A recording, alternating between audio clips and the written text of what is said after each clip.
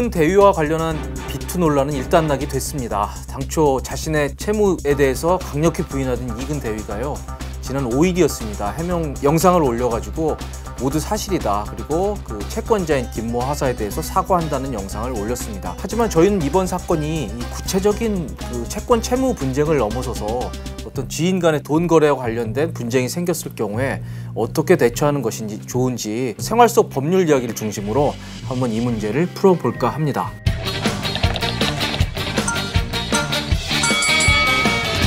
(1984년) 출생입니다. 어린 시절에 미국으로 이민을 갔다고 하고요.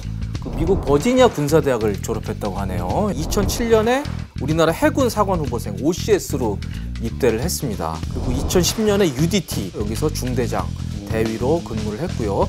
2014년에 전역을 했습니다. 그런데 이게 올해 들어서 유튜브 가짜 사나이라는 거 보셨습니까? 엄청나게 인기라고 그러더라고요. 너 인성 문제 있어? 유행어가 될 정도로 인기를 끌어가지고 최근에 뭐 광고도 나오고요. 뭐 어제도 보니까 라디오스타도 나오더라고요. 뭐 엄청난 인기몰이를 하고 있는 사람입니다. 요즘 보기 드물게 굉장히 남성성이 강조되는 네. 그런 몸이 좋잖아요. 그런 이미지와는 어찌 보면 너무 맞지 않는 논란이 불거진 거예요. 네. 추석 연휴 시작할 무렵인 2일 날 같이 근무를 했던 전직 하사입니다. 이렇게 글을 올렸어요. 2014년에 200만 원을 빌려놓고 돈을 안 갖고 미뤘다. 그런데 자기는 1000만 원짜리 스카이다이빙 낙하산을 샀다. 또 나중에는 돈 갚으라고 하니까 전화도 안 받고 문자 메시지만 남기고 연락을 아예 끊어버리더라. 그러면서 주변에는 난 돈 빌린 적 없는데 이상한 소리를 한다. 이런 식으로 주변 사람들에게 얘기를 했다라는 거예요. 그러다가 나중에 심지어 최근에는 이근 대위가 직속 상관일 때 이 하사에게 근무 평점을 좋지 않게 줬는데 그것 때문에 장기 복무 심사에서 탈락했고 여기에 당심을 품고 복수하려 하는 것이다. 이런 식의 얘기를 또 하고 다닌다고 한다. 이건 이제 전직 하사 김모 씨의 주장입니다만 이 돈 때문에 큰 돈이 아니죠. 사실은 어찌 보면 200만 원인데 그것 때문에 이 나를 인성의 궁지에 있는 거짓말쟁이로 만들어서 이걸 참을 수가 없다라는 그런 글을 올린 겁니다. 네.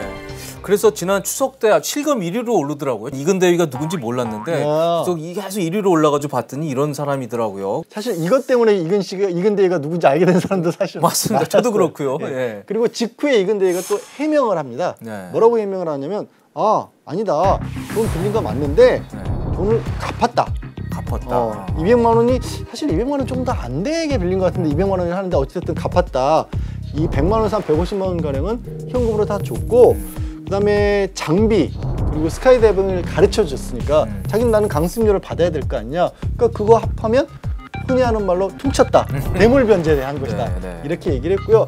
소송을 제기했다라는 얘기도 이 전직 하사라는 사람이 했는데 그 소송 제기해서 내가 진 건 많은데 그게 진짜 진 게 아니고 이 해외를 자꾸 왔다 갔다 하다 보니까 이 법원에서 보내준 우편물을 못 받아가지고 나는 말할 기회도 없이 그냥 억울하게 예를 들어서 진 걸로만 나온 거다. 이렇게 해명을 했습니다. 자, 그런데 이런 이근 대위의 주장은 처음에는 굉장히 설득력 있게 받아들여졌습니다. 하지만 바로 즉시 이 김 전 하사가 올린 하나의 녹취록에 의해서 완전히 주장은 힘을 잃었습니다. 그 녹취록이 뭐냐면요. 김 씨가 이근 대위에 대해서 이 돈을 갚으라고 채근하는 내용이 나옵니다. 원래 어제 입금하기로 했는데 입금 좀 해줘요. 그러니까 이근 대위는 갚겠다고 얘기를 합니다. 내가 브라질을 다녀오는데 길지 않다. 일주일 정도 갔다 오는데 갔다 와서 100만 원 내가 갚을게. 예. 그럼 나머지 100만 원은요. 그건 12월에. 뭐 이렇게 자기의 빚을 갚겠다라는 의지를 표명을 합니다. 이 녹취록이 2015년 10월 27일이었습니다. 그런데 아까 스카이다이빙 장비를 주고 그걸 했다라고 하는 것은 2014년이었거든요. 2014년에 대물 변제를 했다고 그러는데 2015년에 막 빚독촉하고 갚겠다고 하는 건 솔직히 말이 안 되잖아요. 시기적으로. 안 맞죠. 그러면서 이 주장은 설득력을 잃었습니다. 그리고 이제 김 하사가 또 하나를 공개를 했는데요. 아까 그 변호사님 말씀하셨듯이 이제 해외로 왔다 갔다 하다가 소장을 제대로 받지 못했다라는. 갚을 돈 없는데도 불구하고 패소한 이유가 그렇습니다. 서류를 수령을 못했기 때문에 패소했다는 거죠. 그런데 이 송달 내용을 정확히 공개를 했습니다. 보면은 본인 수령이라고 적혀 있어요. 내가 본인이 받았다고. 받아봤다. 그래서 분명히 받은 사실이 인정이 되고요. 그리고 이제 스카이다이빙 기록지도 공개를 했는데.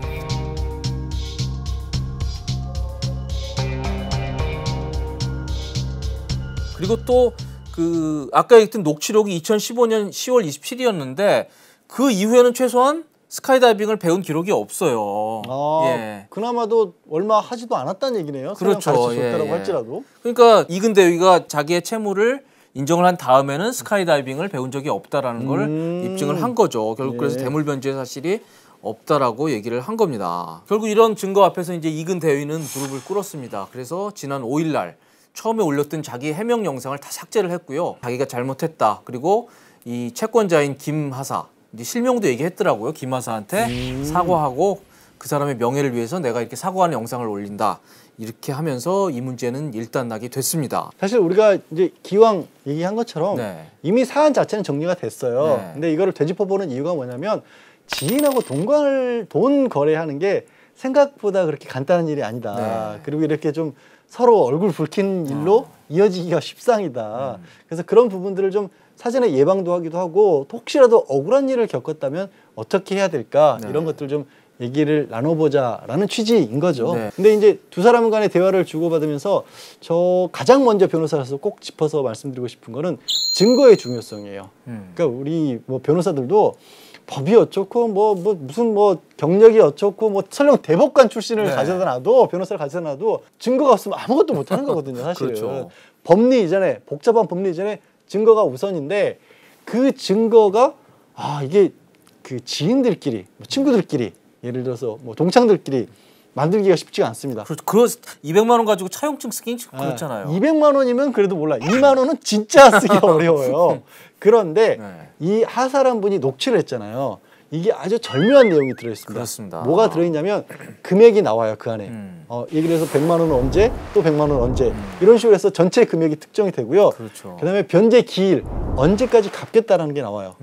그 내용이 들어있다 보니까 이 녹취록 자체가 일종의 차용증처럼 쓰일 수가 있는 겁니다. 중요한 게 얼마를 빌렸느냐 그리고 언제까지 갚겠느냐 두 가지 정도는 꼭 들어가야 되거든요. 여러분 이거 약간 치사할 수 있지만 응용 버전으로 이렇게 가르쳐 드릴게요. 만약에 제가 우리 윤 기자한테 돈을 한 3만 원 정도 제가 빌려줬습니다. 근데 윤 기자가 갚을지 안 갚을지 제가 영 좀 의심스러운 거예요. 4만 원쯤이야. 그래도 그래서 그냥 돌아가는 길에 문자 하나 보내는 거예요. 윤 기자 그 3만 원 아까 빌린 거 언제까지 갚는다 그랬죠? 언제까지 갚을 거야가 아니라 언제까지 갚는다고 그랬죠? 그러면 그거요. 제가 다음 주에 드릴게요. 이러면 3만 원을 빌렸고 다음 주까지 갚는다라는 두 가지가 다 적힌 겁니다. 그런 식으로 좀 치다하다고 생각할 수도 있지만 찜찜하면 그런 것도 한번 생각을 해보시기 바랍니다. 이거는 문자도 좋고 카카오톡도 좋고 메일도 좋고 어떤 식으로든지 증거는 있어야 합니다. 그리고 또 하나 이제 그 대물 변제를 했다고 지금 주장을 하잖아요. 근데 그게 만약에 경제적 가치가 그게 사실이라 그러면 같다 그러면 인정될 수도 있는 건가요? 인정될 수는 있죠. 근데 원래는 대물 변제도 계약입니다. 무슨 말씀이냐면 기존에 있던 돈 갚기로 했던 그 차용 계약을 다른 물건으로 갚기로 하는 계약을 또 새롭게 하는 거예요. 근데 계약을 새롭게 한다는 얘기는 뭐냐? 당사자 간에 합의가 있어야 되는 거죠. 그래? 돈 못 갚았겠어? 대신에 그럼 그거 쓰던 거 어떤 거 내가 평소에 좋아했었는데 그걸로 갚아. 그리고 상대방도 그래 그럼 잘 됐다. 그거 가져가. 이런 정도가 돼줘야 대물 변제인 거지. 일방적으로 야 내가 너 밥 사줬잖아. 밥값이 더 비싸. 이러면 안 된다는 겁니다. 흔히 그런 경우 발생하죠. 그렇죠. 내가 예전에 했잖아. 5만 원 지난번에 술값이 10만 원 나왔어. 이러면 안 됩니다, 여러분. 그리고 또 하나가 이제 그 민사 소송을 냈는데요. 사실 200만 원 가지고 민사 소송을 이렇게 내는 건 흔치는 않은 것 같아요. 흔하지 않죠. 왜냐면 변호사도 아마 선임을 했을 것 같은데 그 비용이 더 들 것 같고 이거 보면 그 굉장히 감정적으로 좀 틀어진 것 같아요. 그리고 막 그 녹취에도 봐도 이제 갚을 것 같이 하면서 피해 다니고 또 외국 왔다 갔다 하고 해서 되게 화가 났던 것 같은데 막상 또 받지는 못했거든요. 민사소송에서 이겼지만 그건 왜 그런 건가요? 그러니까 일단 민사소송이 판결에서 이겨서 돈을 갚아라라고 법원에서 명령을 하는 겁니다. 민사소송이 이겼다라고 하는 것은. 근데 갚아라라고 명령을 했는데도 안 갚으면 혹은 갚을 능력이 없으면 대책이 없는 거예요. 그럴 때 이제 생각해 볼 수 있는 것은 그 판결문을 집행문으로 바꿔서 그 사람의 급여를 압류를 한다거나 아니면 집에 가서 자동차를 압류를 해서 경매로 넘긴 다음에 그걸 돈으로 바꾸는 방법이 있는데 거기까지 가지 않더라도 능력만 있으면 대개는 이제 판결문이 가면 갚는 그런 상황도 거의 그렇게 되거든요. 그리고 200만 원 가지고 변호사를 어떻게 선임해? 라고 생각할 수도 있는데 소액일 경우, 여기서 소액은 민사소송에서는 3천만 원 이하가 소액이라고 합니다. 소액일 경우에는요, 그냥 포털에 검색만 해보셔도 소액 배상 청구 신청 이런 거, 이 문항 같은 게 굉장히 많이 나와 있고요. 그냥 법원 민원실에 가서도 그런 서식들이 좀 있습니다. 대신 중요한 거 뭐냐면 증거가 명확해야 돼요. 증거만 명확하다 한다면 그냥 샘플 보고 따라서 쓰셔서 그렇구나. 법원에 내셔도 큰 비용 들이지 않으시고 직접 소송을 하실 수도 있습니다. 네. 그리고 또 하나 궁금한 게 이 녹취 보면 이근 대위가 마치 갚을 것 같이 하면서 계속 안 갚거든요. 저는 이건 형사적으로 뭐 사기도 될 수 있는 거 아닌가 하는 생각도 들더라고. 그게 사실이라 그러면. 네. 많은 분들이 변호사를 찾아와서 이 사람 어떻게든 벌받게 해주세요. 돈이 문제가 아닙니다. 응징을 해주세요. 혼내주세요. 화가 너무 납니다. 이러시는데 사기가 되려면 그냥 두 가지가 기본적으로 필요해요. 처음부터 갚을 의사도 없었고 갚을 능력도 없었는데 거짓말을 해서 돈을 가져갔어야 되는 거예요. 돈을 빌릴 당시에. 근데 이근데 아까 보니까 굉장히 지금 뭐 잘 나가고 그때 당시에, 그러니까 돈을 빌릴 당시에도 200만 원이 돈이 없어서 그렇죠. 못 갚을 사람은 아니었거든요. 그래서 이제 뭐 잘 정리가 됐지만 어쨌든 사기로는 처음부터 보기가 어려운 상황입니다. 네. 그래서 아무리 뭐 사기죄가 안 된다 그래도 빌린 빚은 갚아야 됩니다. 그건 너무 당연한 거고요. 그 녹취에서 보면 이렇게 자꾸 피한다는 인상을 받았는데 그 본인이 얘기했던 그 너 인성 문제 있어? 이 말이 본인한테 좀 그 적용을 해서 그 해야 되지 않을까 하는 생각도 들더라고요. 아무튼 이 문제는 잘 분쟁이 마무리가 돼서 해결이 됐고요. 조심하셔야 될 부분이 많아요. 사실 제가 이제 아까 증거 만드는 방법 예를 한 가지 들어드렸는데 그게 가능해진 이유가 뭐냐면 디지털 시대잖아요. 네.